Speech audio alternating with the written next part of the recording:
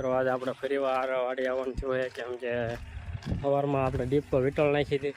તો હવે આપણે હાંઠિયું કપાવાળા ભાઈ આવ્યા છે, તો હાંઠિયું કપાવાની છે. તો હાલો તમને દેખાડું. ત્યાં જઈને ટ્રેક્ટર આવી ગયું છે, અહીંથી દેખાય છે ને, તો દેખાડું. હાલે શરૂ હાલો ત્યાં જઈને દેખાડું. તો અત્યારનો નજારો કંઈક અલગ છે, કેમ કે આ વાદળ થયા છે અને જુઓ તમે એટલું સુંદર મજાનું વાતાવરણ થઈ ગયું છે. આજ આમ તો તડકો છે, ઉનાળો છે, પણ તોય આજ વાદળા છે એટલે વાતાવરણ મસ્ત થયું છે. એમાં તો પક્ષી ઉડે, નાઈસ લુક. હાંઠિયું કાપવાનું શરૂ થઈ ગયું છે, જો આટલી તો કાપી નાખી છે. આપણે થોડુંક મોડું થઈ ગયું, કારણ કે એક દવાખાનાનું કામ આવી ગયું એટલે જવું પડ્યું હતું. ટ્રેક્ટર વાળા આવી ગયા હતા એટલે આપણે આવી ગયા છીએ. એને ઊભો રાખ્યું છે કંઈક.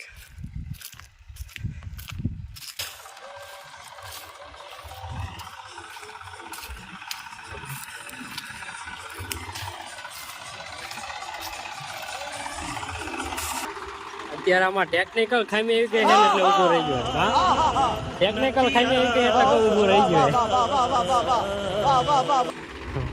હાલો હવે થોડીક જ વારમાં શરૂ થાય છે. બોલ ભાંગી ગયો તો એક દેશી ખેડો તો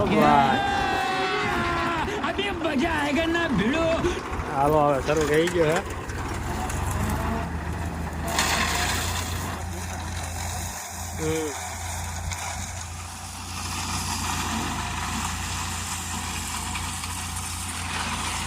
હવે આપણા ભાગમાં પણ શરૂ થઈ ગયું છે હાંઠિયું કપાવવાનું.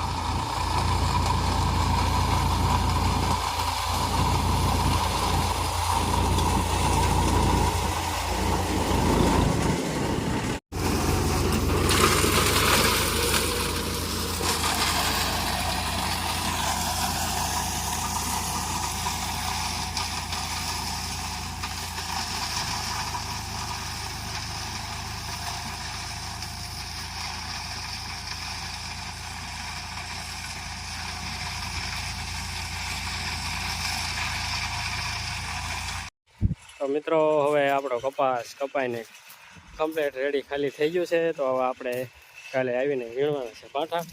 તો આપણો નવો વ્લોગ બનશે એમાં, અને આ વ્લોગ આપણો રહેશે અહીંયા સુધી. તો ત્યાં સુધી